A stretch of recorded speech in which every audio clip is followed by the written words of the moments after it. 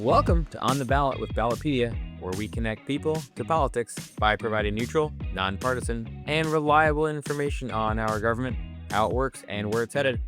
I'm Jeff Pellett, and thanks for being with us. Today, I'm excited to welcome Victoria Rose. Longtime listeners will remember her as the original show host, and she's one of our ballot measure experts. And she's back on the show today for our monthly dive into ballot measure history. Each month, you can expect us to take a magnifying glass to a different state as part of our Historical Ballot Measure Factbook project, which will document nearly 200 years of direct democracy in the United States. We've completed 8 so far. We're on our way to all 50 states. Today, we're going to take a closer look at California.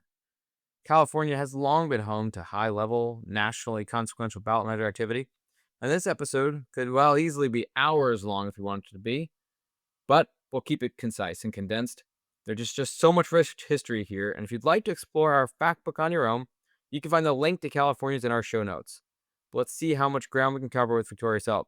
So, Victoria, welcome back. Good to see you. Thanks for having me, Jeff. I'm excited to be back.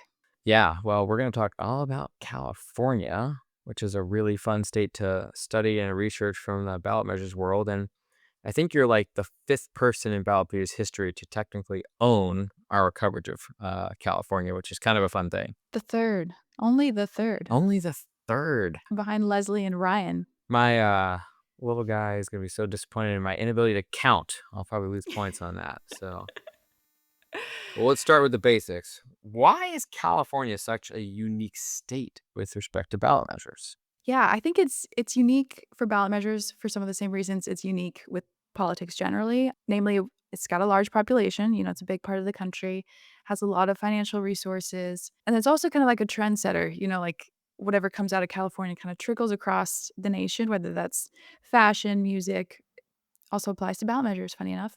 So since 1912, when we started collecting all this data, there have been 1,300 propositions. So it's not the most that we've seen in a state, but it's a lot. It's a big number. Ballot measures have also been used in California from both sides. So left and right use them to enact different policies. We'll get into some specifics later in our conversation, but it's definitely a tool used by both sides. Going back to that financial resources point, California has had the most expensive ballot measure campaign. In 2022, there were 2 competing measures that related to legalizing sports betting, and they raised a combined total of $460 million, which is a big figure for ballot measure campaigns.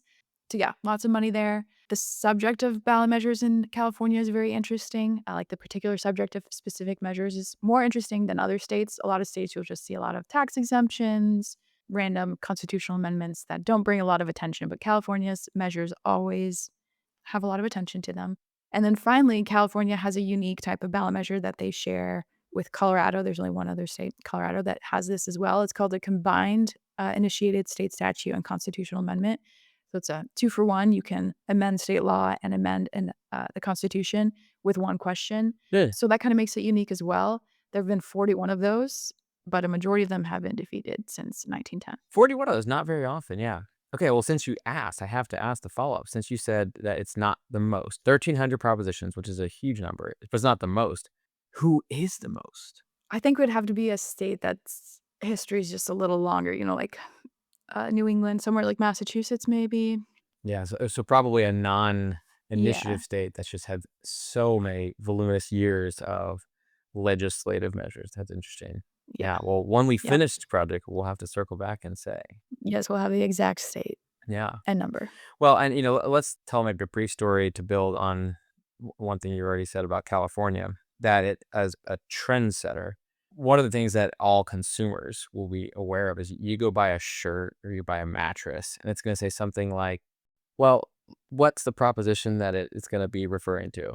Prop 65. Okay, yeah. So all of our listeners should know what Prop 65 is to some degree, because anyone who's bought anything in this country has seen the words Prop 65. But to your point, I need a trendsetter. So what's Prop 65 all about? Yeah, it was a ballot measure that was passed in 1986 in California, and it requires businesses to include warnings on products from canned goods to, like you said, a shirt or something that may contain cancer-causing or reproductive harming substances. It was approved and obviously because businesses don't just cater to California, they cater to the nation. They include it on all of their products. So this is a unique ballot measure from California that affects all of us, I guess. Yeah, well, and to your point, California being such a large state, it's the kind of state where when things get implemented to law in California, most states kind of try to comply in some way because they don't want to be excluded, right? I mean, no offense to Rhode Island, but it's possible that Rhode Island will pass some laws that businesses might say, well, if I can't go to Rhode Island, then so be it, because it's a small state. But with California, if they make something a requirement to be Mhm. participating in the state of California, it seems like it sort of gets complied with. Is that Yeah. is that kind of your read on it? That yeah, and I mean, like I said, there's just so many people in California that it's a the population is a big player in these policies. Yeah, I'm gonna get this number wrong, but it's something like the seventh largest world economy or something like that, right? Like, Yeah, just yeah, the state alone. So anyway, all right, well, let's get back into yeah. California. So how did the initial referendum system come to play in California? What was happening politically at the time? Yeah, so California adopted the initiative and referendum process in the early 20th century during the progressive era when most states adopted the process. They adopted it in 1911. And by progressive, I don't want listeners to think that I'm talking about like the faction of the left as we know it today. It's a totally different political group that was focused in their view with bringing politics closer to the people via direct democracy. And so in California in particular, the Progressive Party there wanted to bypass special interests like the Southern Pacific Railroad to bring politics closer to the people. So in 1911, we adopted the initiative and referendum process, and they also adopted the recall process in California that same year. It was also the same year Arizona and New Mexico adopted the process, so kind of like a Southwest sweep of direct democracy. A big driver behind the progressive reforms in California was the governor at the time, Hiram Johnson. He was elected in 1910. He was the founder of the National Progressive Party. And fun fact, he later went on to be the Progressive Party's nominee for vice president with Theodore Roosevelt in 1912. So he was the big mover trying to get these reforms passed in California. Roosevelt, also a very big proponent of the Yes, initiative yes, process. for sure. And then it's kind of evolved over time. So in 1948, California adopted the single subject rule, which many states have, which just means that an initiative addresses one single subject. And then another way it's changed since its inception was in 1966. It repealed the indirect initiated state statute, which it had adopted in 1911. Hmm. But it wasn't really used. It had only been used 3 times. All three had been defeated. And so voters decided just to do away with the process. And by indirect, that just means it goes before the legislature before going to voters. Which some states still have today. Correct. Yeah. And, it's interesting that you mentioned Governor Johnson because one thing that we touched on in our history of initiative referendum episode is that a governor being in favor of this was usually a pretty big part of initiatives being adopted in states. And it's not something we've seen, in the last 30 years. Typically, it's not a standard part of gubernatorial campaigns these days to have this process. So, well, let's go look sort of decade by decade. Were there any particular decades that stood out as active or quiet, and why? Yeah, so the decade with the least amount of measures was the 2010s, and then the decade with the most was the 1970s. I figured I'd focus kind of more on the 2010s since it's more recent. There's some interesting ballot measures that people may find interesting that were recent. So in 2018, the state approved Proposition 7, which repealed a 1949 ballot initiative that adopted daylight savings time. I find this one really interesting because I'm from Arizona where we don't have daylight savings time. And so what they did was repeal this, allowing the state legislature to adopt either permanent daylight savings time or permanent standard time if federal law allowed it in the future. 2016, this is kind of an interesting one. Another repeal of a former ballot measure. They repealed a measure adopted in 1998 that required English only immersion programs in public schools. So this effectively allowed non English languages to be used in public school instruction. There are a lot of measures. Well, if there's an initiative on the ballot, it needs to be repealed by an initiative, or like if an initiative has been approved, it needs to be repealed by an initiative. It can't just be altered or changed by the state legislature. Not every initiative state is like that, but that's the case in California. So that's why you see these repeals of other propositions in order to enact different policy positions. People love talking about daylight savings every year. Yeah. Yeah. We all have those family members, right? The next day, they couldn't Yes. get any sleep the night before because the clocks changed. It's a big thing too as a new parent over here when you're trying to put your baby to sleep and it's still light outside. Yep. Yeah. Well, that happens when they're not babies too. They don't like that. Yeah. Mhm. Um, What else were interesting measures? yeah, another interesting one. There's only been one single advisory question in California, which is there's not a lot of advisory questions in states typically. And what are advisory questions? How is that different from a standard initiative? Or Yeah, advisory questions are typically legislatively referred, so put on the ballot by the state legislatures, and they're not legally binding. So this measure that was on the ballot in 2016, Prop 59 was approved by voters, and it advised the state's elected officials to urge or to use their authority to try to overturn the Citizens United case. The question, like I said, wasn't legally binding, but it showed that 53% of the electorate was in favor of that political position. that's the only one in the state history. At least since 1910, yeah. That's really interesting because there are some states, like say Georgia, that uses quite a number of advisory questions fairly often, right? Yeah, and Wisconsin's another state we've seen an uptick in advisory questions recently. Yes, and then the last one I wanna highlight in this same decade is the marijuana legalization effort. So in 2010, California actually defeated a marijuana legalization initiative with 53% of the vote, but ultimately adopted it in 2016 with 57% of the vote. This kinda goes back to California being a trendsetter. Up until 2016, there were only 5 jurisdictions that had adopted marijuana legalization: Alaska, Colorado, Oregon, Washington, and then DC. And the population of those jurisdictions was half of the population of California at the time, so not a lot of people. When California comes online and approves marijuana legalization, that legalizes it for 12% of the country's population, so Yeah. it's a big, big jump. Yeah. So that covers the 2010s for us, a very busy era. There are certainly even more that one could delve into. But let's take a look at two of the more famous tax related measures that come out of California, Prop 13 and Prop 218. So, what that was all about. Like I said, taxes are a little bit more interesting in California than they are in other states. Prop 13 came out of the 1970s, that really busy decade. It was on the ballot in June 1978. And this time period is called the Tax Revolt period in California.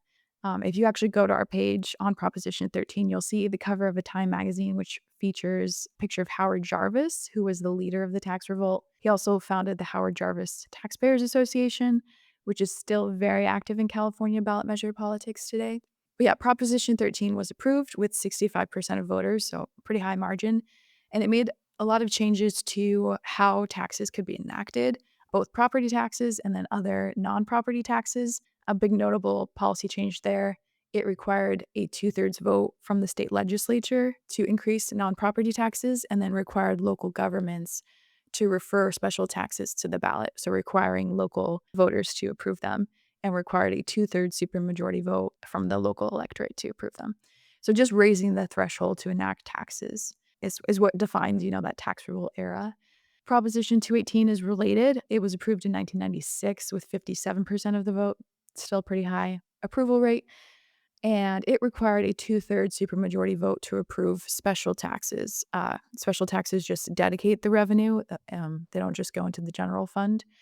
There were several lawsuits surrounding this proposition, but ultimately courts ruled that the provisions, they didn't apply to citizen initiative measures. So if I'm a citizen and I put a tax measure for a special tax on the ballot, it just needs to be approved by a simple majority, not a two-thirds majority.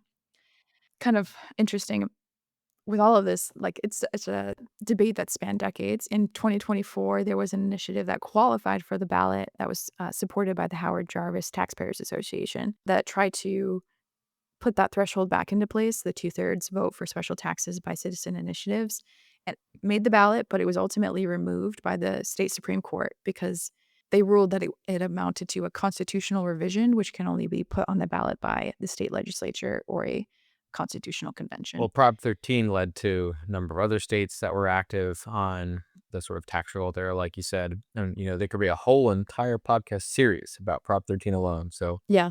we'll have to sort of restrain ourselves from delving too deep into that. But It's an interesting Interesting conflict, Another example to your point, it's a trendsetter in California. for sure. What other noteworthy measures? Let's just kind of fire through a bunch from the Yeah, decades like I said, and the there's century. 1,300, so I skimmed through and just found some interesting topics that just showed, like, the breadth of topics that are covered by ballot measures. Yeah. We touched on Prop 65, which I was gonna throw in there, the warnings, and then another one that's really interesting is in 1996, California adopted the first formal ban against discrimination based on race, affirmative action. In 2020, voters defeated a proposition to try to repeal this. So that's kind of interesting, the back and forth there. It ultimately still stands. In 1926, voters defeated a measure. It was an initiative actually to allow public schools to purchase and use Bibles in public schools. Thought that was interesting, even way back then, 1920s.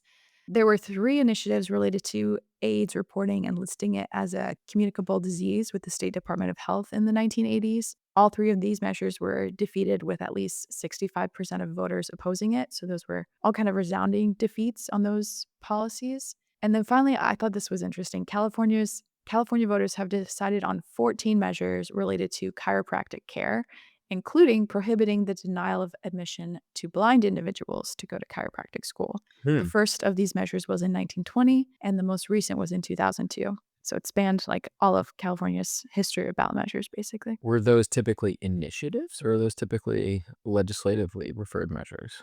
That's a good question. I think it was a mix. A lot of it had to do with like the governing board of chiropractors in the state. Ah, okay. Yeah. Yep. Yep.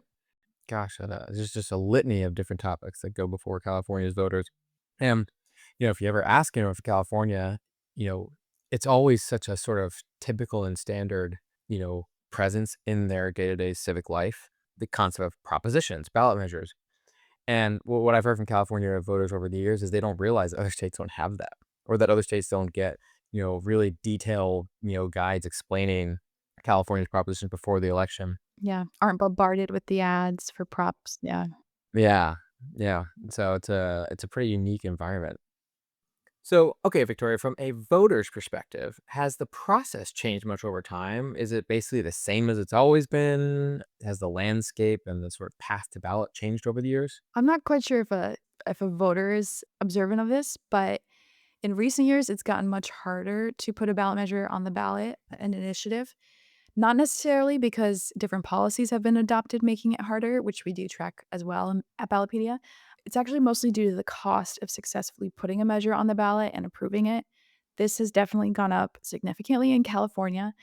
Here at Ballotpedia, on my team, the ballots team, we have started tracking the cost per required signature for ballot initiatives since 2010. And in 2010, the average cost was just $2.62 per signature. In 2024, that number was $14.87. So if you extrapolate that onto California's signature requirements, which are 870,000 for an amendment and 540,000 signatures for a statute, and those are just the required numbers, you're going to need a buffer of additional signatures to, make sure you have enough when they all get validated. That's millions of dollars or very willing volunteers to collect signatures. There actually has not been a successful volunteer campaign in California for a ballot initiative yet. And to put that in perspective, the average cost in 2024 in California for a successful campaign was $8.4 million. Right. So it requires a significant investment of capital to get on the ballot. Yeah, and so I mean, this is kind of hard to track because, to your point, our data goes back to 2010, but it makes me wonder, like, okay, well, if you were trying to put an initiative on the ballot in 1950, was it similar, relative to inflation and everything else? Was it similarly challenging, or was anything different? A lot of it's chalked up to obviously technology. Like people, it's hard to same with polling. It's hard to get people on the phones to poll them. It's hard to stop them at a grocery store to get them to sign something. I think, the culture has changed around engaging with the voter to get their signature or get their opinion when it comes to polling. And I think that plays a big part into it. So there's just a lot more effort to get that signature. So it requires a little bit more money. It is one of the more fascinating, and that we're not meant to delve too far into this on this episode, but if it used to be that 100 people would go to the grocery store and you could hang out outside the grocery store and get a signature, let's say now there's one person doing the shopping for those 100 people via, say, Instacart or other delivery app Right. services. I'd pick up my groceries. I don't even go inside. Yeah, Yeah. right. So there's fewer, there's a lower volume of people people not going out to get takeout, and they're doing Uber Eats now. So over the long term, that's going to have an impact on ballot measures. And at scale in California, it's going to have a bigger problem. Yeah. And not to go too far off the topic here, but in 2020, we did see a few campaigns try to get electronic signature gathering permitted in certain states to overcome some of the headaches with the COVID pandemic, but it wasn't adopted because of the constitutional requirements in these states. Yeah, we talked about that on our history episode as well, because I think some countries have started to tinker around with that and test that out. And it does feel like that's the kind of thing that, might come here eventually. Yeah. But we'll see. So, speaking of the future then, what are you looking for in the future with California ballot measures? What do we expect from the next few years and decades ahead? I don't know if I can speak to decades, but I can at least speak to this current cycle we're in. It's still early. I haven't had too many filed in California on the ballot initiative front. There's a couple that have been speculated about in the news related to voter ID, and then sports betting is also starting to get some attention again in California. There have been 2 referrals already that made the ballot in California. One deals with ballot initiative supermajority requirements, and then the other is related to eliminating the successor election at recalls. So when Governor Newsom was recalled in 2021, there was one question asking if he should be recalled, a second asking who should take his place. So that second question would be eliminated from that recall election. I think the future, the 2026 ballot in California looks like, is still to be determined. I think there's a lot that could get on the ballot. We'll see. I do want to throw out one last fun fact from our Yeah. data set. Since we talked a lot more about initiatives than referrals, Californians have actually decided on more referrals than initiatives, nearly double. There have been 860 referrals versus 400 initiatives. And referrals have had a significantly better approval rate at the ballot box. About 69% of them get approved versus only 36% of initiatives getting approved in California. So they're much more successful, and there's a lot more of them in California.